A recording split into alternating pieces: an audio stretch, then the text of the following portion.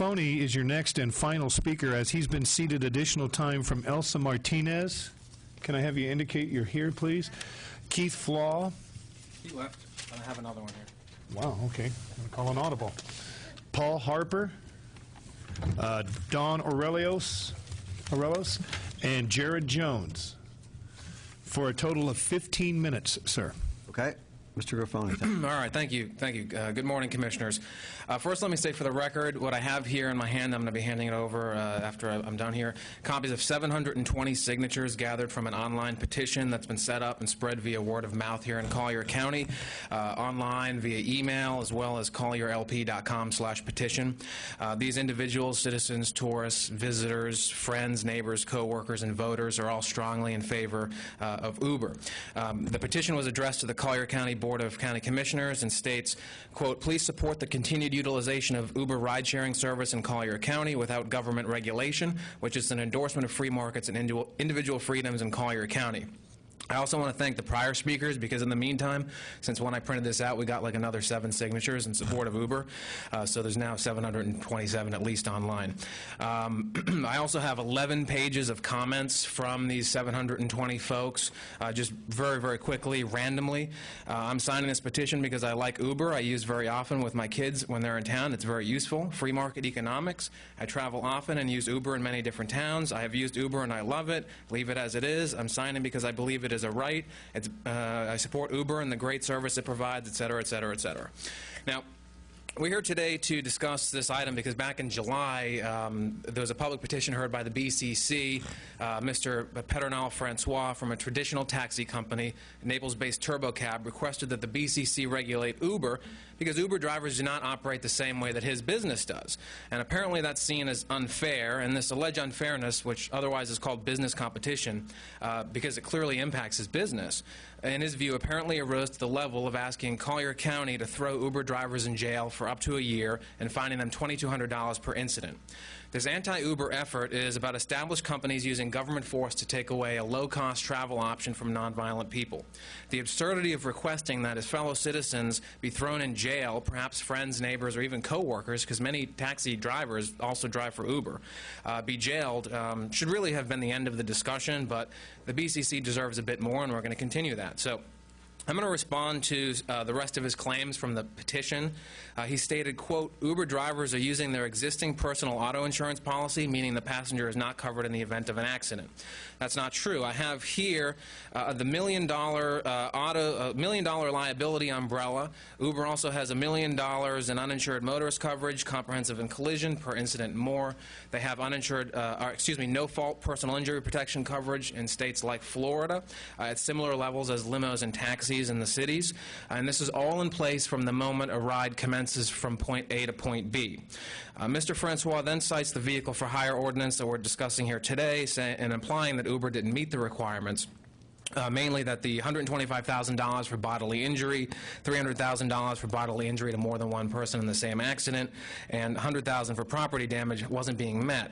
However, the level of coverage through Uber that I cited a moment ago is higher than what's required from the ordinance. And so we're talking about a $1 million umbrella policy here. Driver's liability to third parties is covered from the moment a driver accepts a trip to its conclusion. Now, most personal auto insurance coverage will also cover the driver as well. Now, the driver is backed by an additional policy that Uber has that I have right here, and I'll hand that over to you as well. A $50,000 individual accident coverage, $100,000 per accident, and $25,000 for property damage. This is all publicly accessible information right on Uber's website. And this is Florida-specific right here, these forms. A similar incorrect argument was made by anti-Uber forces in Lee County earlier this year. It's almost as if it was copied exactly. The Uber $1 million liability policy that's in place greatly exceeds what the county requires for taxi cabs. Collier County should not make the same mistake that Lee County did. While Lee County committed a blunder, in contrast, the Sarasota City Commission voted unanimously in September to deregulate the entire industry, all for-hire vehicles, including taxis. This is the example Collier County should follow: less government, not more. Mr. Francois then included some additional City of Naples requirements, which are inapplicable here since we're talking about county regulations. Uber has more checks and balances to help consumers than many in the traditional model. All drivers must have cars newer than the year 2000 model. They must pass inspection. They must be fully insured, including comprehensive. They cannot have been modified outside of factory specifications. The drivers must pass a county, federal, and multi-state criminal background check and have a clean driving record. So what does that mean? No DUIs or drug-related offenses, no incidents of driving without insurance or license, no fatal accidents, no history of reckless driving, no criminal history. They must be 21 years or older with over 3 years of driving experience. They must have in-state car insurance in their name. They must have an in-state car registration. They must have an in-state driver's license, and they must have a Social Security number for a background check. Most importantly, and most effectively, I believe, drivers are subject to a far more strict form of regulation, market regulation. This is a continuous regulation by customers on each and every single ride. Before you even get in an Uber, as was mentioned earlier, an Uber ride, you'll see the driver's name, license plate, photo, rate, and rating before your ride or when your ride is confirmed, so you know who's picking you up well in advance. You get the route and the GPS, estimated time of arrival, through your GPS on your phone, so you know where you're going efficiently and safely. If consumers didn't feel safe, they would not be using Uber. Driver feedback also counts, too. If you have a bad passenger, drivers can rate passengers. If you violate Uber's terms of service, you can be removed from access to the system. So if you irrationally dislike Uber and just, for some reason are in favor of cabs, you never, ever have to step foot in an Uber driver car if you don't want to. So this is about respecting individual choices. Now, I hope you understand why treating Uber like a traditional cab company would be impossible and would be imposing archaic government regulations on a new and exciting industry, and that you shouldn't be picking winners and losers in the marketplace. If you're unfamiliar with how Uber works, I encourage you, take an Uber ride. I did a few months ago now over on the East Coast, and I couldn't have been happier with the level of service I received for the price I paid, which, by the way, was free for my first ride. I was offered free bottled water. I had charging stations for my phone. I could change the radio through my phone. I was picked up in either a brand new or looked brand new Prius, great for the environment, by the way. The AC was running. It was cold. It was spotlessly clean. On my ride back, I was picked up in a brand new Mercedes and given the same amenities. So don't forget as well that Uber drivers, many of them, are part-time individuals who decide to make a little bit more money in their free time. And this is all taxable income. These are 1099 contractors. They're part-time drivers, and they're just like us. How can a part-time driver be required to, who maybe makes 1 or 2 rides a week, afford to pay the fees placed on the government-regulated taxi industry? This is why the current ordinance is archaic and unworkable. Uber is not a traditional taxi company. It owns no cars. It employs no employees, no drivers. They're contractors. This is why drivers and passengers are covered under the liability umbrella. Your part-time driver should not be expected to pay for a commercial insurance policy when they're already covered and the passengers are already covered as well. Don't take jobs away from these people by letting part-time workers be bullied by industry bigwigs looking to keep competition out of the market. Now, this should not be about asking government to regulate fairness. Having competition in the marketplace is a good thing, not a bad thing. It's good for consumers because you get better services, more options, lower prices. It's better for businesses as well, and the market generally because it spurs innovation, growth, and proper allocation of resources. Now, we're hearing a lot about unfairness lately in the media. Even Bernie Sanders and Hillary Clinton are talking about the levels of unfairness in our country. And it should be noted that Hillary Clinton wants to, quote, crack down, end quote, on companies like Uber, and Bernie Sanders, quote, has, quote, serious problems, end quote, with Uber. I think Collier County's voters would disagree. Now, speaking of Collier citizens, the executive summary for this item, prepared by County Attorney Klatzkow, which has already been mentioned, states that staff has advised me at no point in time have we had a single complaint from the public about Uber. This is a tremendous point that should not be overlooked or brushed aside.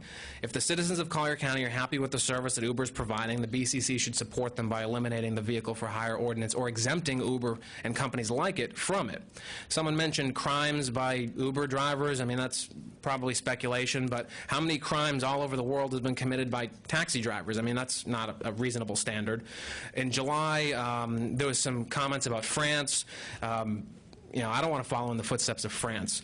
I trust the people of Collier County, and I trust them to know what's best for themselves and the community. Someone earlier mentioned Spain, France, China, and Brazil, obviously models that we want to follow in economics and individual rights. On October 12th, NBC2 ran a story that code enforcement's been posing as Uber passengers and ticketing drivers without valid county paperwork with tens of thousands of dollars in fines. Why are we allowing code enforcement to set up sting operations for Uber drivers under an outdated ordinance? Collier entrepreneurs shouldn't be subjected to this kind of treatment. Private companies like Uber already have these self-imposed regulations, market regulations. The vehicle for hire ordinance is outdated. This is an unnecessary waste of county government resources. This is our tax dollars at work. Temple University just had a study on mortality rates and alcohol-induced road deaths, 5.6% reduction in California cities where Uber operates. Collier County Uber drivers should not be worried about code enforcement tying them up when they could potentially be saving a life. Mothers Against Drunk Driving has partnered with Uber. 300,000 people drive drunk every single day in this nation. And the study they conducted found that when empowered with more transportation options like Uber, people are making better choices that save lives. More locally, in Miami, Uber usage peaks at the same hour that historically has been the worst for drunk driving. Professor Alan Kruger, a Princeton economist, he used to be President Obama's chief economic advisor, did a survey of 600 of the company's drivers, and in 20 of the markets surveyed, the average driver wage were higher than taxi and limousine driver wage estimates from the Bureau of Labor Statistics. That's a government agency. Uber has added about 40,000 drivers just in the month of December. 80% of the drivers surveyed were happy with their relationship with the company. Now, I think we can all agree, even those who are opposed to Uber, or at least the process, that it's a net positive for the community. These are some of the same concerns that traditional brick and mortar outlets will articulate. We need internet sales taxes, but no, those efforts have languished because people understand that internet businesses have made our lives easier, safer, and cheaper, and reduce taxpayer expense so we can use the money elsewhere. The BCC should, at the very least, exempt Uber and similar services from the antiquated anti-competition vehicle for hire ordinance. But this is a perfect example of the square peg and the round hole problem. Traditional taxi companies are now chained down and frozen and at risk of going extinct due to the ordinance that they had originally supported and now champion to keep out competition and artificially inflate fares and rates by reducing supply.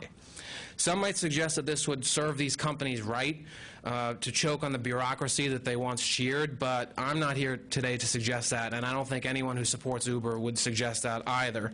We need to rise above that level of discourse. What we need, and what we need to realize, is that the free market is for the benefit of everybody. Uber drivers, taxi cab drivers, taxi cab companies, technology companies, and consumers. The BCC should eliminate the outdated vehicle for hire ordinance. This will end code enforcement targeting of Uber drivers and will help local taxi companies so that they can better compete with companies like Uber and others that are apparently coming, and there's no way we can stop it. If we level the playing field, we should do so by getting government out of the way rather than by regulating Uber down to the level of government. Thank you.